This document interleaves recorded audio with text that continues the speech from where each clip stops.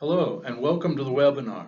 My name is John Fox and I'm in my final semester in the Valdosta State University MLIS program. I'm also a courier for the Lake Blackshear Regional Library System. The subject of today's webinar is customer service. Who could benefit from this information? Everyone who works in a library, but especially library staff members who work with the public in areas such as circulation, reference, and outreach.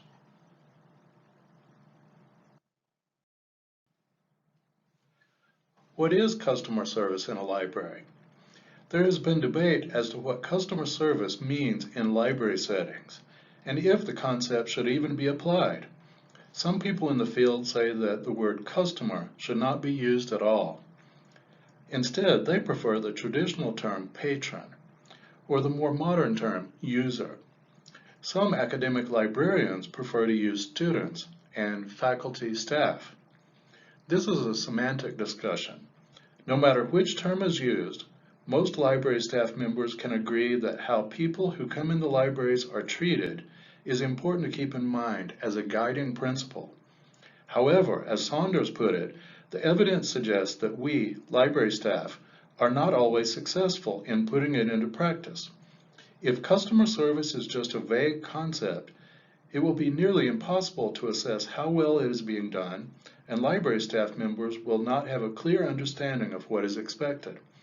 In this webinar, I will present a few customer service principles that I believe are important in libraries. These are just examples and not meant to be an exhaustive list. Each library or library system should consider the subject and come up with guidelines that describe what customer service means in those locations in quantitative and qualitative terms. Axe, Fultz et al. Stated, "A library must define excellent customer service for its unique community, whether it is a public library, an academic library, or a special library." Why should librarians care about customer service? First, because how patrons are treated in the library will greatly affect if and how often they use the library's services and resources. If they feel unappreciated, ignored, or that they are considered to be a nuisance, they will probably not return. As Axe Fultz put it, there is a direct correlation between a strong customer service ethic and increased customer satisfaction with the library. Second, many patrons will base their opinion of all libraries on their experiences in one or two. In turn, they will likely share those positive or negative opinions with people they come in contact with. This means one patron's experience can influence how multiple other people feel about libraries. The library's reputation is on the line. Third, it is just good basic business and the right thing to do. Library staff members should treat patrons the way library staff want to be treated themselves. Everyone likes to be treated with respect and as a person of worth. Customer service is, at its core, a reciprocal concept. Customer service indirectly. First, let us look at ways that customer service can be improved behind the scenes. These are ways library staff members can set up some infrastructure to support the implementation. Hire staff intentionally. It is important to assess how well potential staff members interact with patrons. This can be done by asking them questions about past customer interactions and by noticing how they interact with staff during interviews. Also, it is good to ask about positive and negative interactions with patrons or customers and how they handled those situations. Being a people person is not enough. Staff members should be expected to seek to serve patrons. Work as a team. All staff members need to be on the same page regarding customer service as much as possible and support each other in this area. Library staff need to present a united front to patrons and be consistent. Good team members know each other's strengths and weaknesses and work together. As Olson and Lexelius put it, A united and well-informed staff contributes to good customer service. Pictured are several members of the Cordial Crisp Carnegie Library where I used to work. A great team to work with. Have a staff code of conduct. Whether it is a single or multi-page document, a code of conduct can serve as a visible reminder for staff of what is expected of them at work. It can be general or specific. The main thing is to have it as a guiding beacon for staff behavior. The document must be posted in visible locations for staff and patrons to see and be reinforced with staff often. Update policies. Library staff members should establish regular intervals to review library policies, especially policies that affect patrons directly. If there are any policies that cannot be clearly explained and supported, those policies should be removed or revised. Staff members should be able to give patrons simple reasons for all policies. Think like a patron. Library staff should strive to see and sense what the actual patrons experience when they visit the library. Staff should not assume that all patrons know everything about the library or that they are familiar with library jargon. Keep in mind that, as Bignoli and Starra put it, most people who walk into your building aren't familiar with your procedures and policies, your cataloging and classification systems, the building layout, or the incredible range of services you offer. Efforts should be made to make the library as user-friendly as possible.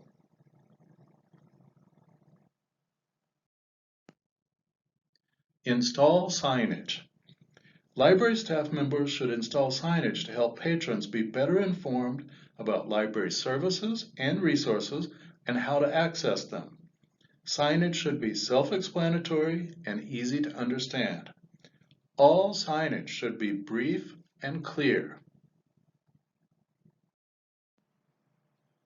Watch what you say. Staff members should be careful about what patrons may be able to hear them talking about. Staff should refrain from discussing patrons and staff members in a derogatory or critical manner. It should be understood that everything staff members say could be heard by patrons or other staff members. Respinsky said, "Don't think customers can't hear you or aren't paying attention just because you're behind a desk or a counter."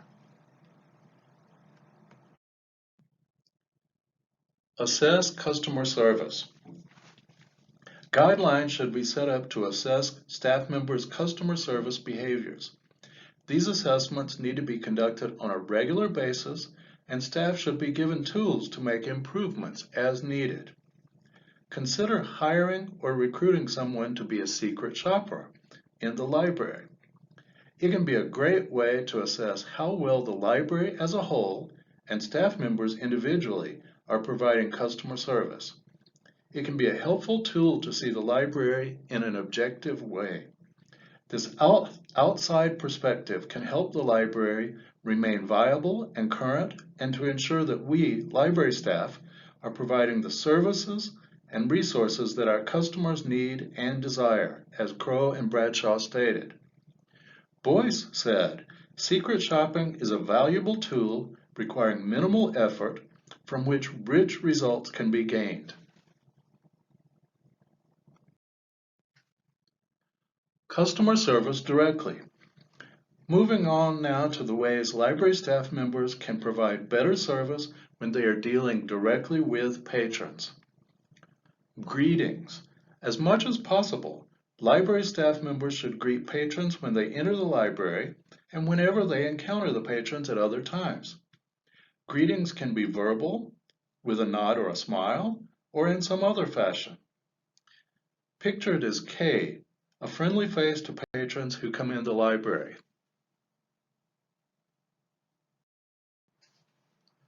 Eye contact. It is important to make direct eye contact with patrons often, especially when talking with them. This allows the patrons to feel the library staff are fully focused on them and their needs. Long said, eye contact, smiles, and simple greetings go a long way toward making patrons feel welcomed.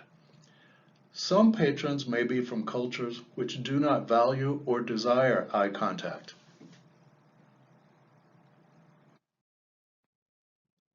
Listen. Be present when talking with patrons. Stay focused on what they're saying to better serve them and fully understand what their needs are. Listen to what people really need, as Bignoli and Starra put it. Make sure to restate what they say to confirm you heard correctly. Ask questions. As you listen to a patron, make sure to ask questions as needed to clarify what the patron needs and how you can help. Use common language when asking patrons questions. You may know library jargon, but don't assume the patrons do. To better help Bokshin, I should ask her questions.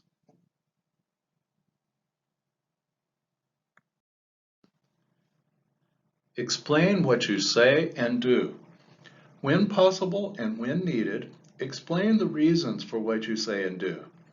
You hopefully know the reasons for policies and rules, but the patron may not. In addition, tell them what you are doing to serve them. You may be doing something, but they can't always see or understand. Say no nicely. A patron hearing you say no will probably never be an easy thing. However, if you say it politely and, if possible, with an explanation, that will go a long way to making it a more palatable situation for the patron. It is important to, as Rezpanitsky said, gently turn the conversation around so they leave feeling positive.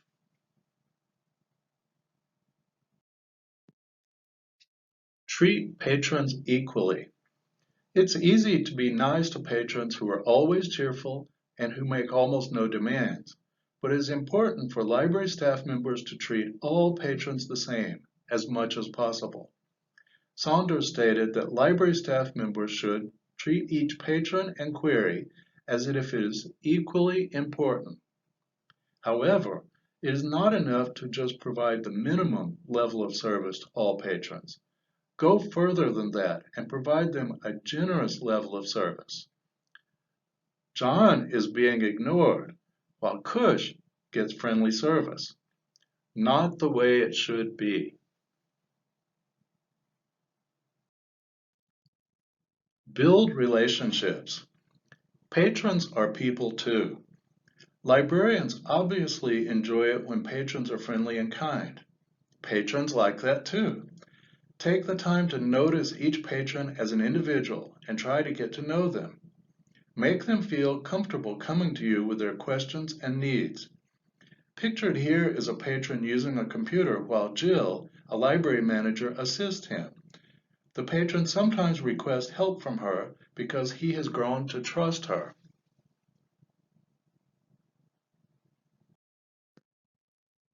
Conclusion. According to Bleckley, customer service is fundamentally about giving the patron what they want, in the form they want it, where they want it, and when they want it. Every staff member in a library is a part of the team and impacts the overall customer service provided. Hilliard said, everyone's job, from pages to catalogers, impacts the quality of service we provide. Library staff members need to know that they are valued by patrons, and they need to know they must value the patrons. Libraries must take an intentional approach to customer service because the future of libraries depends on it. As Bucci et al. Stated, because we no longer hold an operational monopoly on information, books, or anything else, we must be more earnest about how we interact with our users if we hope to retain them. Libraries may not be businesses, and the users may not be customers in the strictest senses of the words, but library staff members have to adapt customer service principles to their world or risk losing patrons and the opportunity to serve them. Bucci et al. Said that for libraries and for businesses, the ultimate test of failure is the same: declining use and obsolescence. They went on to say that it is critical for every library to demonstrate its value to the community. As library staff members, we must welcome the patrons that come through our doors, whether those doors are physical or electronic, and we must serve them to the best of our abilities. Library customers, or patrons, or users, or whatever term may be used, need to be respected and treated as if they are valued. Most, if not all, library staff members can agree with that. Holly said, "People who do not have all or some of the defined characteristics of a customer still deserve excellent customer service. Let us treat them in a way that makes them want to use the library again and again.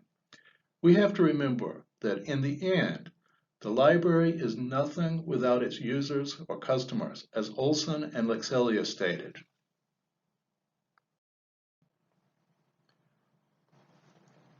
Here is page 1 of the references. Here is page 2 of the references. Here is page 3 of the references. And here is page 4 of the references.